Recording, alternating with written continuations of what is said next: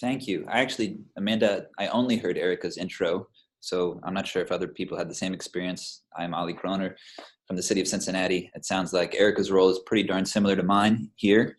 However, I believe Erika has more of a food background. I know we're speaking to a food audience. I do not have a food background. More emphasis on environment and climate. So you'll probably sense that from my presentation.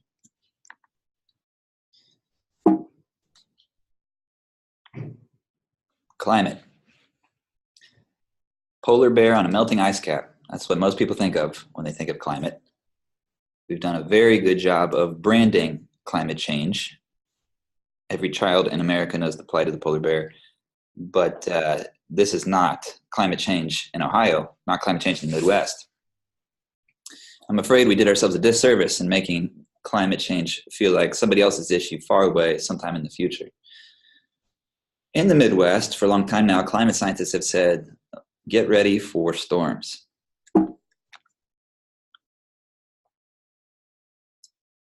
This has certainly been Cincinnati's experience.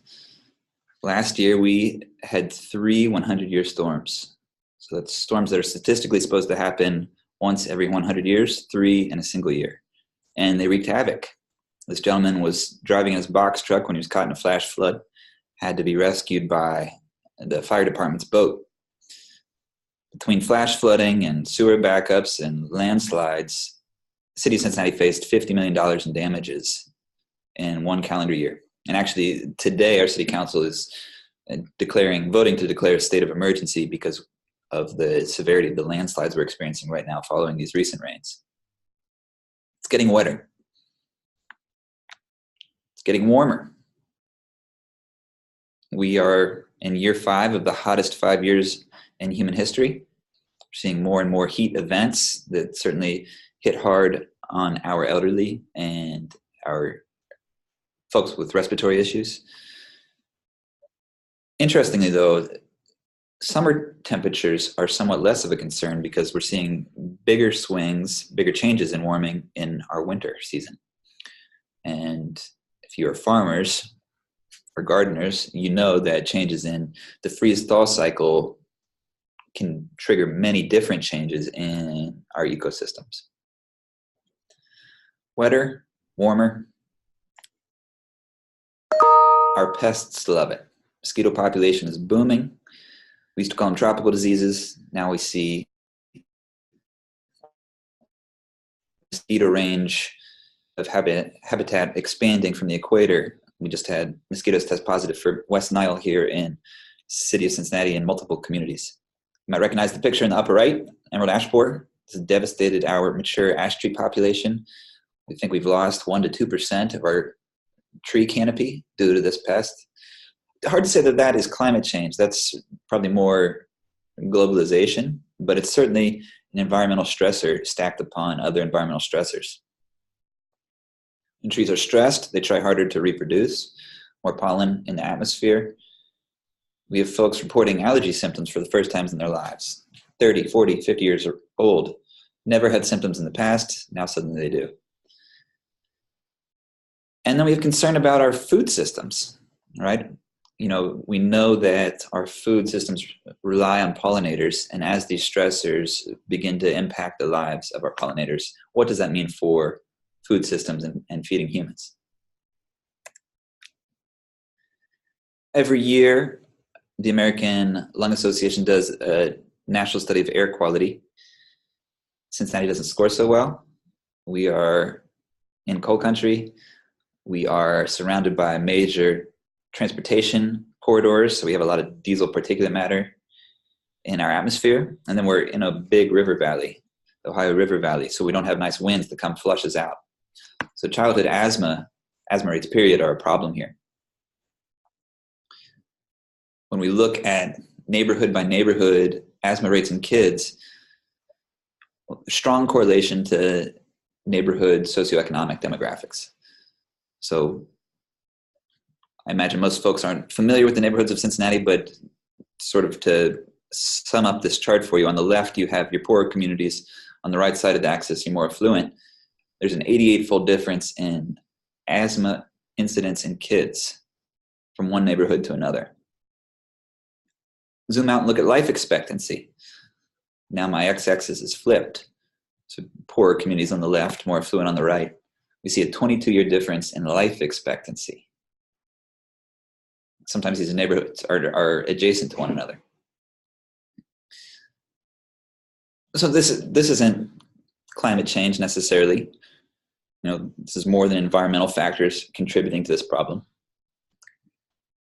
Poverty, diet, crime plays a major role. But when we look at climate change and how it impacts our city, we recognize that it is a problem multiplier. It takes existing problems and makes them worse. And much like across the globe, when we look at climate change here, the first impacts we will see will be in our poorer communities. So as I think you hear more and more from cities, equity is a primary focus of climate planning at a city level as we think about how this will impact our residents.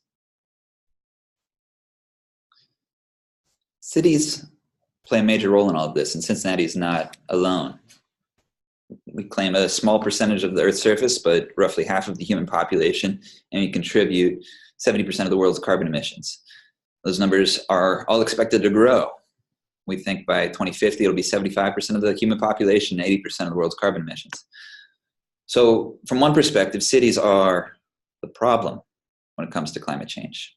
We contribute the lion's share of carbon emissions. But looked at from another angle, we are the solution. This is where we can make the biggest impacts on a per capita basis to our carbon emissions. Cities are the front lines of climate change.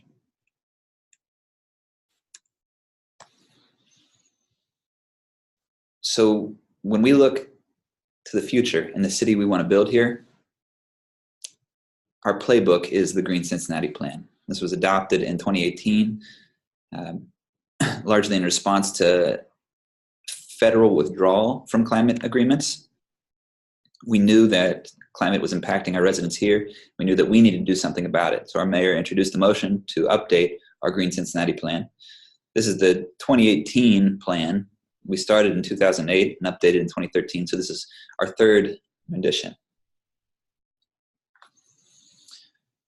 Sounds like much like in Columbus, this was an enormous community input process. The mayor put together a stakeholder team comprised of business leaders and government leaders and academia, nonprofit, faith institutions to guide the process. And they gave us 3 guiding principles: sustainability, resilience, and equity.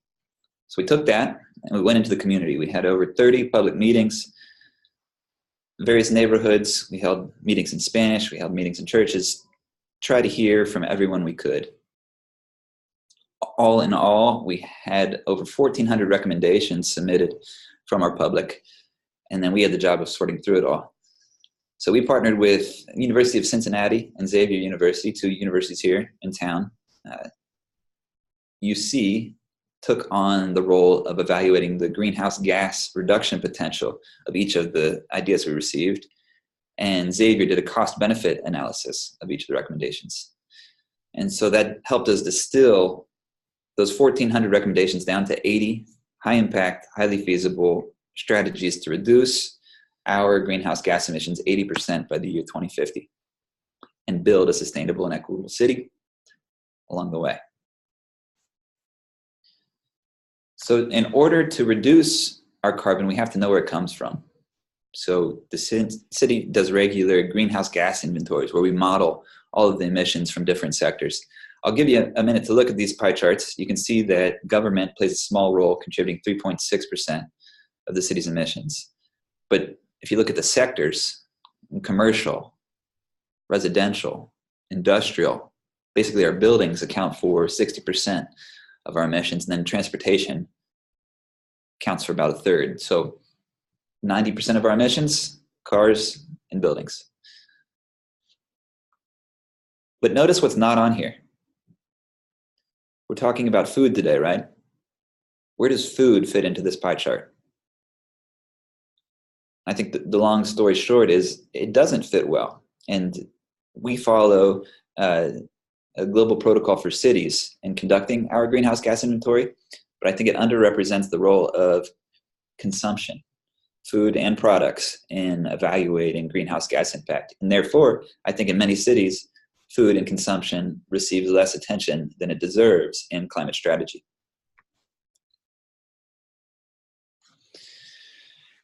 One fundamental piece of research that helped guide the development of our plan is this book, Drawdown, by Paul Hawken. Paul Hawken put together a team of researchers from universities across the country, probably across the world, to identify the 100 solutions that we have today that can help us draw down atmospheric carbon to levels where we need them to be.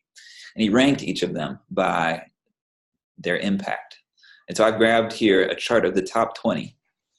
And I'll point out to you that I've highlighted with these green arrows all of the topics that relate to food. So you can see, of the top 20 solutions to address climate change, 8 involve food production and what we do with our food. Pretty profound. I think that shook a lot of climate thinking. So with that front of mind, we started to look at food policy here. And so I'll mention that our food team was led by Michaela Oldfield, who I hope some of you know. I know she's very involved in this network and certainly very involved in the Cincinnati community. She convened a team of experts and community stakeholders to help identify our goals and strategies to achieve those goals. So we identified 5 quantitative measurable goals. 1, 100% of residents have convenient access to healthy and affordable foods. 2, we want to reduce food waste by 20% by 2025. 3, we want to triple the acreage of urban food production. 4, we want to double the number of residents consuming local foods. And 5, we want to double the number of people eating plant-based diets. Sounds good. How do we do it? Much like you saw in Drawdown, reducing food waste is first and foremost. Nationally, we waste 40% of our food. We can do better. We have a number of people working on food waste reduction strategies, reclaiming ugly foods, repurposing, or rather rescuing foods from events that will not be eaten, and identifying a place where they are needed. We're working to encourage plant-based diets. When we look at the carbon footprint of our diets,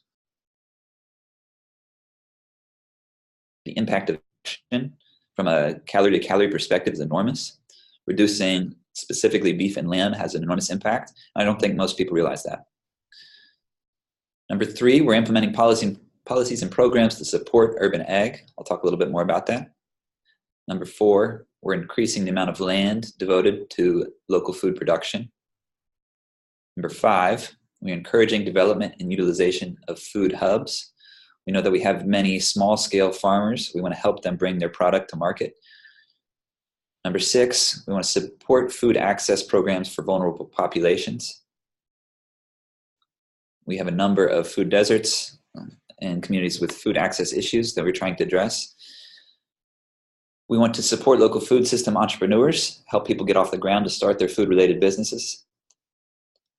We need to develop food security strategies. Sort of one by one across Cincinnati, we've watched community grocery stores shutter, close down, open up near a highway, and basically remove food access from a neighborhood. So we have a handful of strategies to help address that. And then we're working to implement good food purchasing of healthy foods by major institutions, which, by the way, was just adopted by our public school system here within the last month or so. So I'll run through a few highlights before I pass it over to Erika. So how do we help achieve these? 1, we have some money that we give out. We hold a request for proposals, and we deliver micro grants to community gardens and new urban agriculture sites who are trying to either acquire land or install a water meter or purchase seeds or tools or whatever they need to grow themselves. So we funded over 29 community gardens. 4 of those were new agriculture sites, helping us expand the amount of acreage devoted to urban ag in the city. We're working on a handful of zoning changes. It was interesting when we did our community engagement sessions. One of the things we heard is, I would really like to raise chickens in my yard. I didn't know whether it was legal or not. None of my neighbors seemed to really know. So I asked around. They said, look at the city code. I read the city code, and I still didn't understand it. So we're doing what we can to make this more accessible to people, speak in simpler terms. So we have pending zoning changes underway right now. We have a zoning change that will permit agriculture in almost all zoning designations across the country. I'm sorry, across the city. So removing a hurdle to community gardening. We are clarifying policy around animal keeping, which I just referred to with the chickens. I think the language was that you had to have a minimum 100-foot setback in order to raise livestock. We've changed that. We've reduced that setback because there were very few properties within the city that could accommodate that. We still keep the nuisance laws in effect. And then we'd like to encourage composting. The city charter prohibited moving food waste, organic waste, from one parcel to another without a license. We have stripped that away. We're defaulting to state policy to help make composting a bit easier. We talked about plant-based diets, getting people to purchase local food. These are fundamentally behavior changes. Those are the hardest changes to make. We learned that time and time again. One program that we are employing to help with this is we are facilitating community conversations where we do some education around a topic. We can select food for point of discussion. We ask what people are already doing to reduce their food waste, for example. They share that, share ideas, and then we ask them to make a commitment for the next 30 days. What else can you do for 30 days to reduce your food waste or reduce your food footprint? And then we ask them to publicly share. We take their photo and we check back. And we've learned that that public declaration of a commitment, behavior change commitment, is so effective at socially normalizing the behavior and driving follow through. So there's a lot in our plan. We focus on a handful of topics outlined here. Food is one chapter where we have a handful of strategies. Taken together, we have 80 strategies to reduce carbon emissions 80% by 2050. Key to it all is that the scope of the work outlined in the plan is far bigger than city government can take on our own. So that community was bringing in partners who have now signed on to help lead different initiatives. So you can see, I don't have a firm count on how many nonprofits or businesses have signed up next to one of these strategies to help make it happen. But this gives you an idea of the community buy-in. And I'm pleased to report that it's working. Since 2008, when we first created our Green Cincinnati plan and set our carbon reduction targets, we've achieved as a city government a 36% reduction in carbon emissions, and citywide an 18.4% reduction. And if you're quick at math, 80% by 2050 will require a 2% reduction annually. Over 9 years, we've been able to achieve an 18% reduction. So we are on pace. The challenge before us is to keep that up. To close, I just want to draw a comparison between city code and DNA. Much the same way DNA scripts who we are and what we look like and how we behave and what we're good at, city code drives what a city looks like and how humans live within it. And many of the problems we're trying to address now were scripted in. And we design cities like the image on the right, and then ask people why they don't bike or walk to work. We design to build buildings in flood zones, and then they flood, and we're frustrated. We require parking lots for every new building, and then we experience these runoff problems and scratch our heads. And so, as a tool to reshape cities and address the climate, city policy is so effective. So I think this is a great place to focus our climate efforts. You can find the whole plan at greencincinnatiplan.org. You can find me at the addresses below. And I'll pass it to Erika. Thanks, Ollie. That was great. So we do have 3 questions that were submitted from Ollie's talk, but we're going to hold those until after Erika's done for the full Q&A. And so if you have any questions now you want to add to the list, feel free to use the Q&A box, and we'll start those at the end of Erika's presentation. All right, can everyone hear me okay, Amanda? You're a little quiet, but I can hear you. Okay, all right. Thanks for having both Ollie and I talk. I'm actually grateful that Ollie went first because he set up very nicely the conversation around what climate change looks like in Ohio. Not very different between Cincinnati and Cleveland as far as rain and heat and extreme weather, flooding. So I think that set the conversation up nicely and provided some good context for everyone, recognizing not everyone works in climate and sustainability, but comes to this conversation with some interest in how food is getting incorporated into climate and sustainability planning. So as Amanda said, my name is Erika Meschkat. I am the Sustainability Manager for the City of Cleveland, Mayor's Office of Sustainability. And I do come to this conversation with a lot of food knowledge, and I'll definitely dive right into that from the get-go, once again, because Oliver had a lot of context to build around climate. So our Climate Action Plan update was just finished in September of last year. Like most municipalities, the City of Cleveland has committed to updating and reviewing our Climate Action Plan every 4 to 5 years. This is the second iteration of that commitment. We did our first in 2013. I'll speak a little bit about how that 2013 plan has changed up to the point of our updated plan. But to discuss the context for this one, we started in 2017, and given that we already had a plan in place, the timeline was a little under a year. It went pretty fast, and you'll see it went fast for all of the engagement and outreach that we did. We got a Partners for Places equity grant and matches from local foundations in order to do this. Oliver covered a lot of discussion on equity and income, and certainly income is one huge factor of equity, but in Cleveland we are definitely leading with a race frame, holding all things constant. Race is the #1 determinant of quality of life, and in Cleveland we have a lot to talk about here regarding structural racism and our ability to make meaningful gains in climate, food access without discussing race very explicitly. So that being said, our project goal for this plan was definitely more resilience focused. In the world of climate planning, you know, you could do this to reduce your emissions, and you can do your GHG inventories to measure how well you're doing in that approach. But a lot of climate plans also look at adaptation or resilience, which is responding to the climate change things that we're already seeing taking place, right? So preparing our community to be more resilient. So we see that as kind of an umbrella over the whole plan. So the project goal was really to improve outcomes in some key quality of life issues, mainly with health, access to jobs, resiliency, or that ability to bounce back from the changes we're already seeing, engagement, and equity.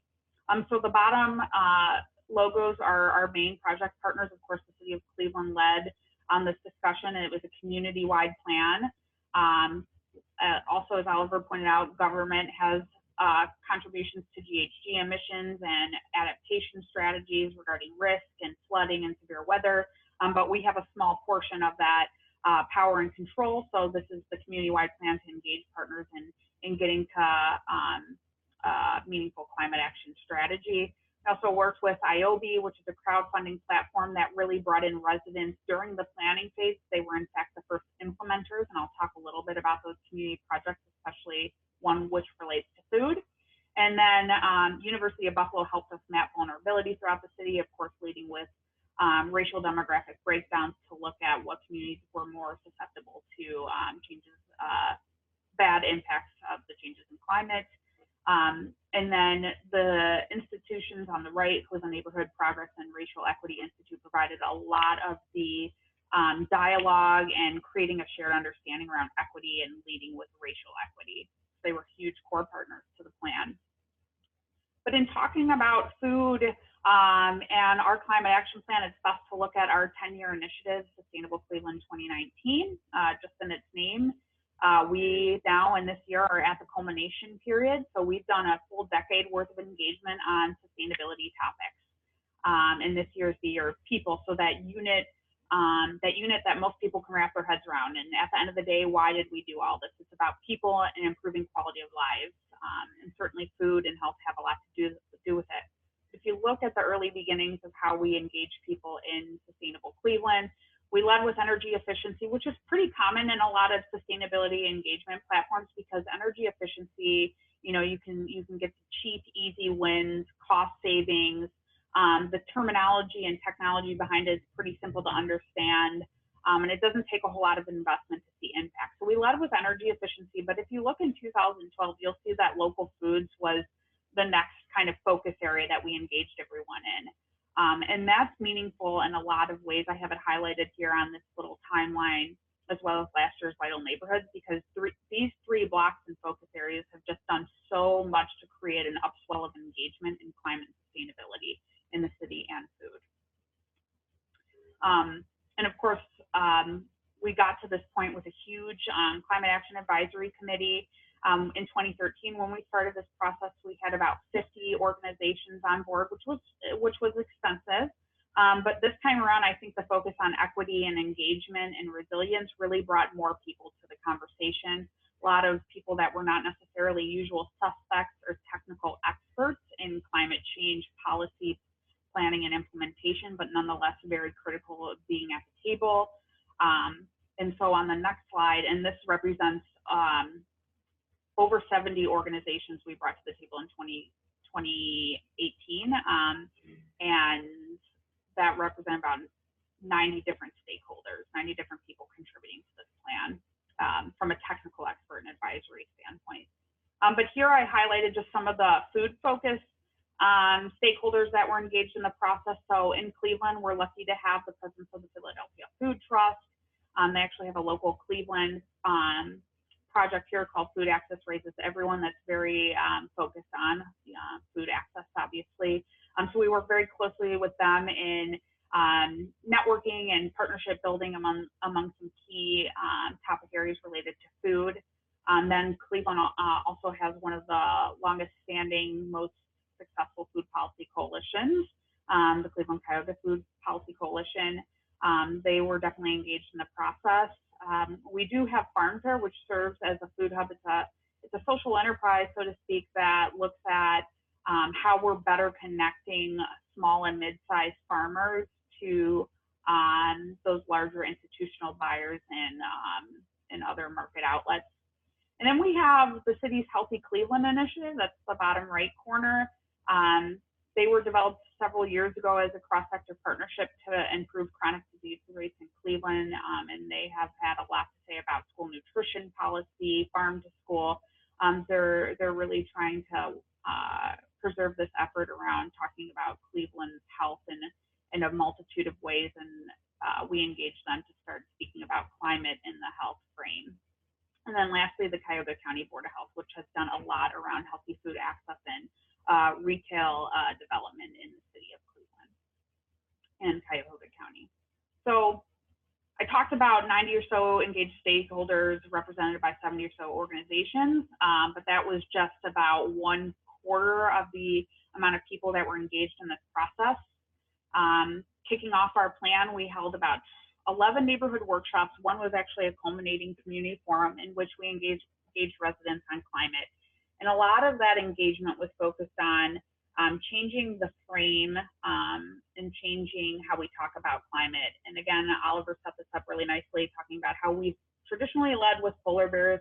It's been a disservice here in Cleveland to rely on that frame of melting ice caps to pull people in and take these issues very seriously and act on them. So in Cleveland, we've been trying to reframe this discussion on climate, especially with the update of this new plan around health and quality of life. So we held 11 neighborhood workshops. We asked questions around, what residents' priorities were, irregardless of their relation to climate. And then we did almost an ideation stage in the workshop where we connected those concerns to climate. And then we provided tangible resources at the end for residents during that ideation phase to then act on any ideas that they got out of that synthetic process of building neighborhood priorities into a climate strategy. And the workshops were based on that approach called Learn, Say, Do. And so what we did was, during those workshops, we really listened to neighborhood ideas, and then we opened up funding to residents. We have an open source community-based climate fund called the Cleveland Climate Action Fund. That fund provided a one-to-one match on any of the project ideas that came out of the workshops, and that were fundraised on the IOB platform, which is in our backyard, kind of the opposite of the environmental NIMBY, or not in my backyard. So overall, at the end of that 11 workshop process, we had over 45 project ideas come through, and over 20 of them received match funding.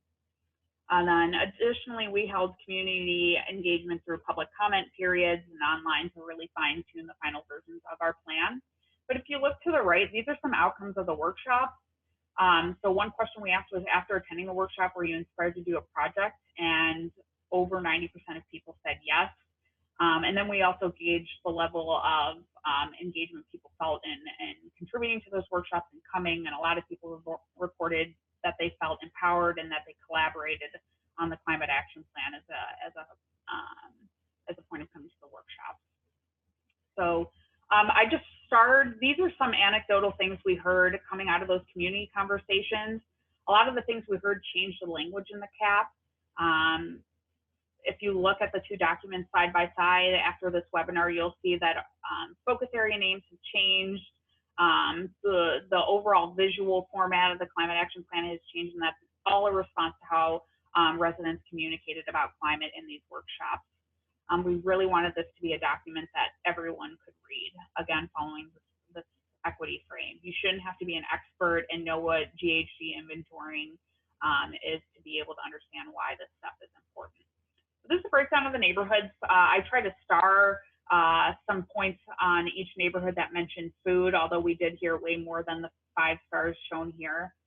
But these were explicit conversations where the topic of food came up more than a handful of times, and that were absolutely notable. It's important to Cleveland and Cleveland neighborhoods. But here in the bottom right quadrant on the left-hand side, there's a project called Food Pantry Needs Solar Power. So this was a project that I wanted to highlight because it's a perfect example of both mitigation and adaptation strategy. So those emissions reductions components, but also, you know, making our communities more resilient to the changing climate we're seeing here in Cleveland, Northeast Ohio.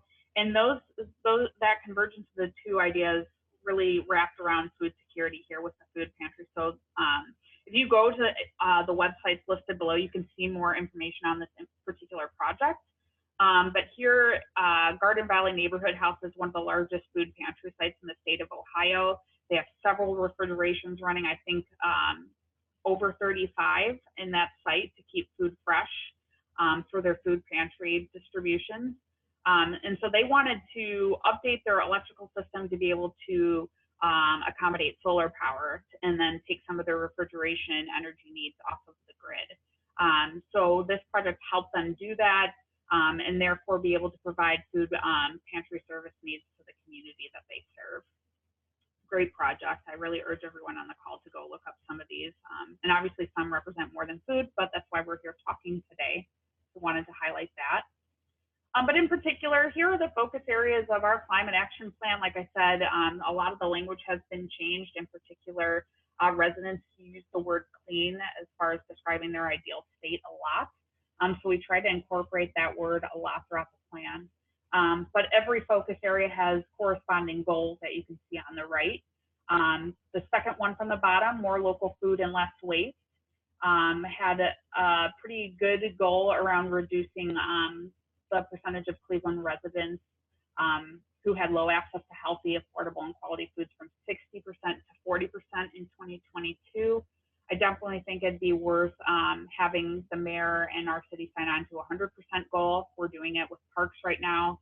100% of Cleveland residents are, you know, we set a goal to be within a 10-minute walk of a quality, safe park. I believe we can do that with food, and we should. But just based on current data and what we're doing to track it, we set a shorter-term goal to measure progress here. And these are cross-cutting objectives. I won't belabor this much, but again, we use these cross-cutting objectives to really speak to the community about why food should be called out a little bit more specifically in the second iteration of our climate plan. If you look to the 2013 plan, food is mentioned very briefly, and it was mainly around land. It was in the land use category of the climate action plan, and it was focused more within urban agriculture. And I think that was in response to, again, in 2012, when that plan was being developed and when we had that local food year in sustainable Cleveland, the city was responding still to the 2008 economic crisis, and which in a lot of ways transpired with mortgage foreclosures and vacant land here in the city of Cleveland. So I really like to talk about policy opportunities and food in Cleveland being around that issue of alignment and priorities between the city, having a bunch of vacant land and property to manage, and residents really talking more about food access. And converging those two needs together really led to a lot of land use policy. Oliver talked a lot about chicken and beekeeping and urban agriculture. These were policies that the city of Cleveland developed starting in 2008 all the way up through 2012. We really fine-tuned those land use and food policies. But I think with this plan, we're looking to kind of set food out as almost a standalone topic in the climate action plan and really bring it to the forefront. Again, when you do your GHG inventories or greenhouse gas inventories at a municipal level, food gets lost in that picture, but certainly food has an emissions impact from consumption, production, processing, and transportation all the way to waste. And again, food waste is number 3 globally as far as the most important strategies to reduce our footprint, again, mentioned in that resource drawdown by Oliver. So we really listened. The inclusion of food waste in this plan came from the community engagement. Residents talked a lot about poverty and hunger in the city and how it was an absolute offense to see so much food going to waste, knowing how many people are starving or hungry, especially in the city of Cleveland. But then we also heard from global perspectives and national reports such as Drawdown that food waste actually has a very big impact. So we made this a standalone topic in the plan. And here you can see a little bit about what we're trying to accomplish and the ties of food between the cross-cutting priorities of our plan. So social and racial equity, food jobs, food-related jobs in the industry and living wages, climate resilience. This was in particular an important story to tell to residents and stakeholders of the plan is, you know, as far as resilience concerns, food plays a big role. Think about those times when people's powers go out, and if you're on a low income or a limited budget and the food spoils in your fridge because of the loss of power, what kind of economic burden, especially if that's happening multiple times a year, does that have on a low income family to replenish their food, especially healthy food that requires refrigeration and not shelf stable processed food? So we talked about that in this section, and also business leadership. And I spoke a little bit about that with Farm Fair, but we certainly have a multitude of entrepreneur networks focused on food in Cleveland that we want to help expand. But in particular, want to talk about this food waste and hunger strategy, which is objective 23 in our plan under this focus area. And really this action is focused on expanding networks for food rescue efforts to connect to hunger services. City of Cleveland does not have a residential or commercial composting program. It's usually provided by, you know, private haulers, and there's some businesses and startups that have developed around compost. But in that hierarchy of food rescue, I think just avoiding it is number 1, right? So the more we could do to rescue food, especially food that would otherwise go to waste and that is healthy quality food, the better. So really worked a lot with different organizations that are also working on this effort. You'll see on the right here, the Hunger Network of Greater Cleveland has introduced a food rescue initiative that in since October is already proving very successful. They plan to, in fact, scale it outside of Cuyahoga County into a lot of the neighboring Northeast Ohio counties in the next year.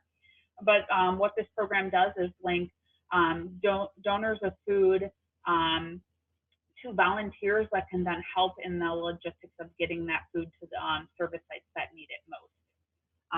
So a really great program. You download an app. I believe the app is kind of a replication from Pittsburgh app.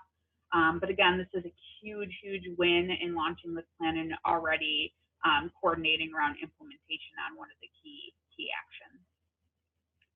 And then lastly, enhancing local food system and resident access to not only high quality, but affordable, healthy food. So we've been working with a lot of different partners on food access initiatives, whether it be through corner store conversions and really increasing the options at corner stores to new retail development. Certainly a lot like what Oliver described in Cincinnati, we're seeing a lot of grocery stores that have been shuttered. So how does the city respond and create policy that provides meaningful remedies to those real consequences of a slipping economy here in Cleveland? We're still a slow growth city, and we understand that there's different market and economic forces that contribute to why full-scale grocers locate where they do.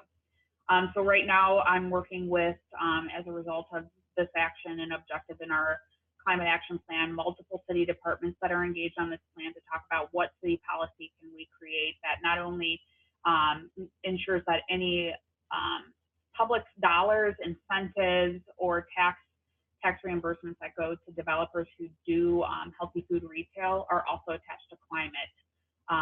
Can we make sure that city money can stipulate within those projects that not only are a certain amount of residents employed, but that a certain amount of resident products sit on store shelves, for instance, that food waste is handled in the best way possible given the resources available in the community, that energy efficient refrigerators and coolers are located within these stores. So these are conversations we're beginning to have to build upon the issue of proximity for residents to grocers, but also the quality and the climate impact of those retail operations.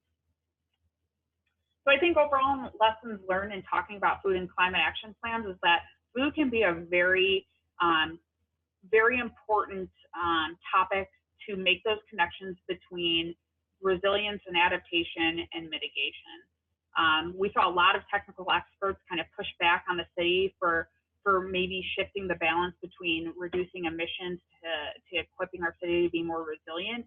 And I think food helped us answer the questions as to why we were putting in actions in the plan that didn't necessarily locally have the greatest impact on our greenhouse gas emissions.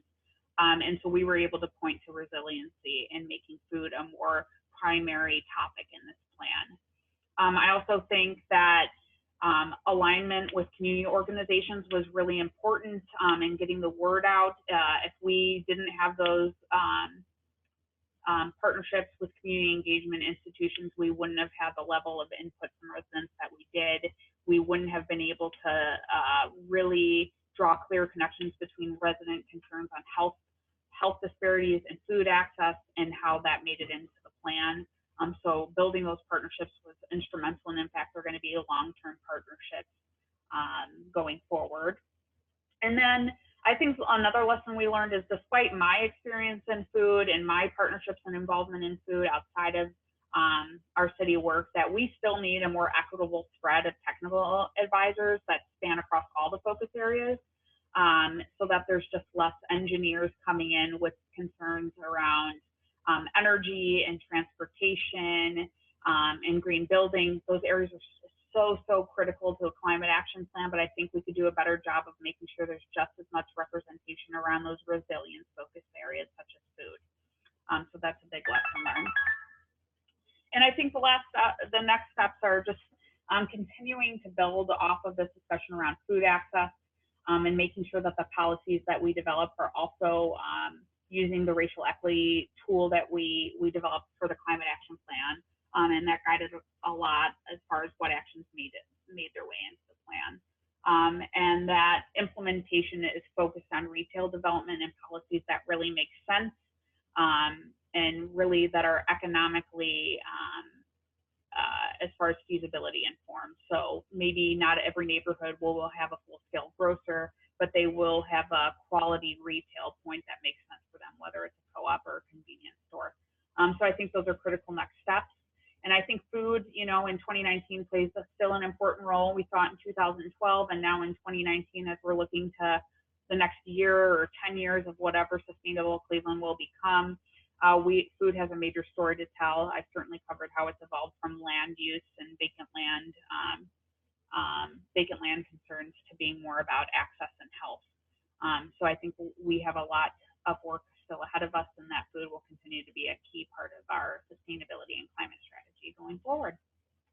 And happy to connect. I know Amanda said there was a lot of interest in this topic, certainly available offline. So here's all my contact information, and just looking forward to your questions. Thank you. Thanks, Erika. So we have, I think, close to 10 questions submitted. So I will just go down the list and we'll work through as many as we can. We do have another food policy related conversation that starts at 1, so we will have to kind of have a hard stop at 1 o'clock. But I'll work through as many as we can. And then if your question does not get answered, again, feel free to follow up with Erika and Ollie. So the first question is from Brian Estabrook, and it says, what were the keys to opening up space for decision makers to see climate as a critical place for policy action?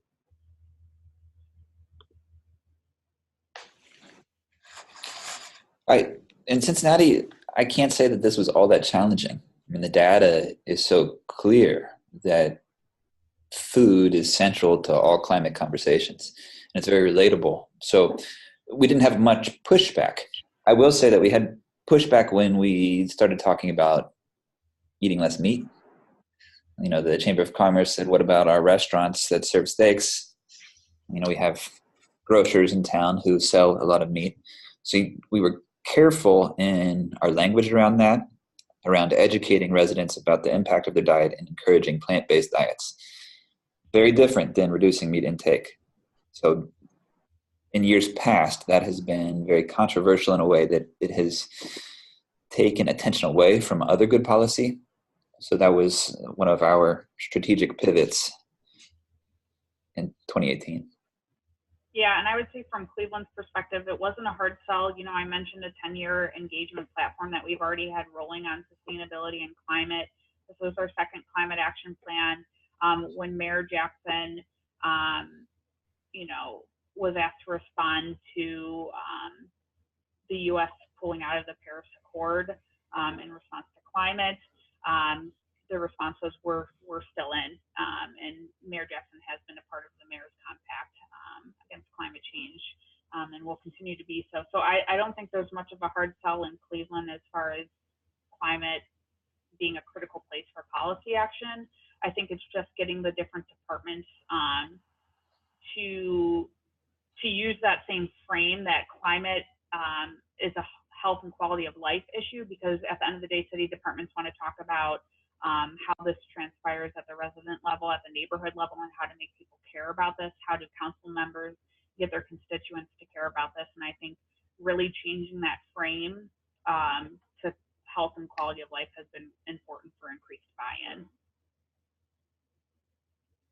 All right, Brian has a second question as well, so it's kind of somewhat related to some of the answers he gave, but best practices for making zoning changes from within government. We found this to be very, very challenging, as most departments are insular and operate on a long-standing norm and interpretation. Erika, you want to take that one first? Yeah, I mean, we work very closely with our planning department. In fact, our planning department has led in a lot of ways from an equity lens for years now. They've been key contributors to a lot of the capital planning projects related to bike infrastructure and community gardens and urban agriculture, green infrastructure. They've really been at the table. I don't see this necessarily as a huge problem in Cleveland. We have complete green streets ordinances. I think for the most part, what we could do a better job at is just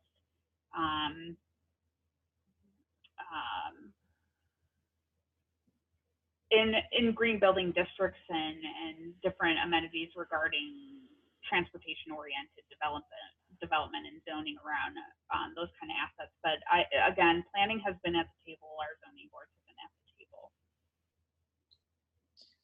I would certainly agree with you, Brian. I think many city departments can be very insular. I will also say that city governments are structured differently from one location to the next. So what works here might not work elsewhere. Generally speaking, for policy change, I feel like the best strategy is for someone from outside of government to align with the chief of staff of someone on city council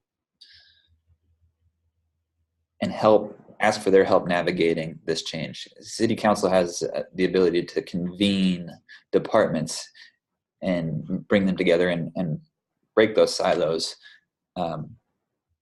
when necessary. And I don't think most departments are insular by intention. It's just the workload creates that. I also don't know how similar this is to other locations, but in Cincinnati, we have a city manager form of government where city staff, like myself, report to the city manager. And we take guidance from the policymakers, which is city council and the mayor. And our charter prohibits staff from advocating, lobbying for specific policy changes, unless if we're asked to form a policy around something. So having external stakeholders who can be that voice for change is critical. All right, next question from Sophia is, what percentage of reduction in emissions can be attributed to action on food? I don't know if you guys have a specific answer for that. We do have a breakdown in our climate action plan of what the objective contribution to overall emissions reduction goals are by focus area. And it's pretty negligible by the less waste, more local food focus area to overall plan. Again, that's why I spoke to the importance of talking about food as a resilience strategy. I do see a lot of questions coming in talking about food waste and climate-friendly diets and why Cleveland didn't address that. So I also want to speak to that. I believe Sophia posed a question. There's two reasons. First of all, Cleveland does have an action. It's 24B around climate-friendly food. So we do address plant-based diets and climate-friendly diets in the plan. I just didn't get to speak to that in particular on this webinar. Second part is that I think the city of Cleveland utilizes consultants to help us model out our emissions and getting to our emissions reduction goals. And out of all of the focus areas that we modeled out and quantification of all the different objectives, food was the one area, especially this being more robust in this plan than the last, and we carried over the same consultants.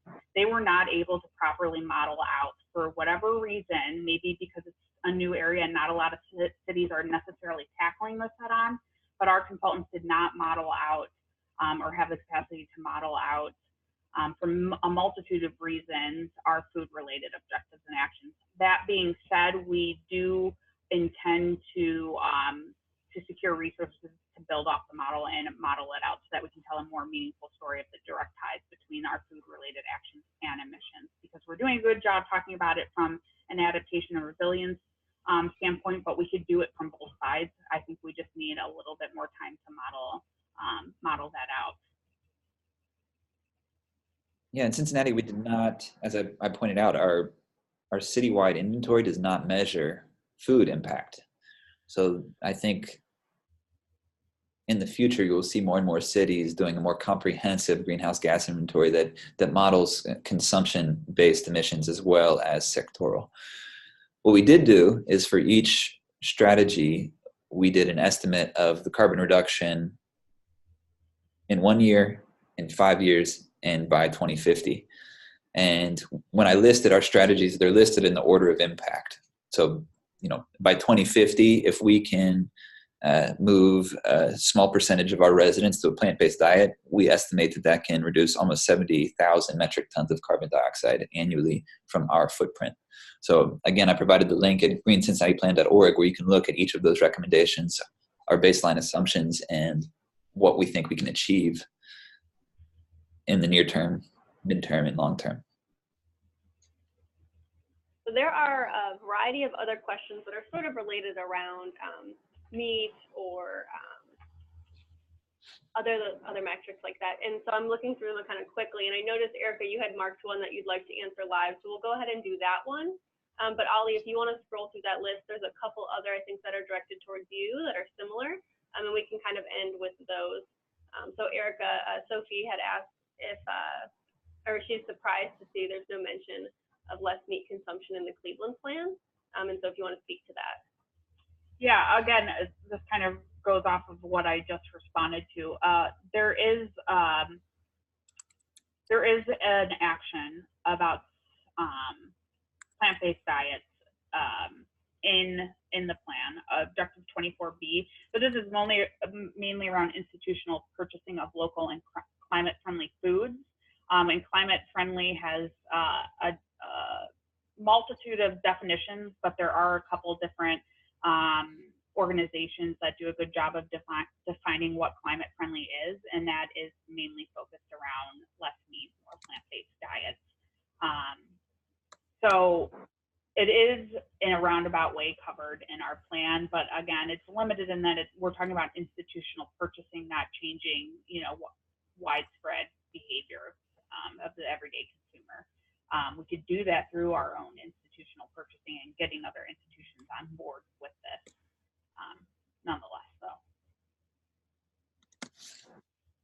That will be, we'll kind of end with the questions there, but there are a few questions around, for you, Ali, the data you use for animal production systems. There's also one about curbside composting, other cities adopting your model.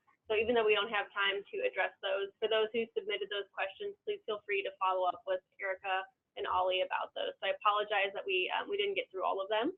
And so we will go ahead and close the convening for today. So thank you for all of you for joining us today. And thank you to Erika and Ollie for this presentation. Obviously, there's a great deal of interest just noted by the questions.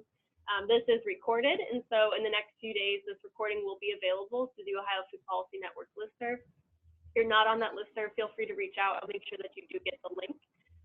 And so again, thanks Erika and Ollie, and everybody have a great day. Thank you all. Have a good day.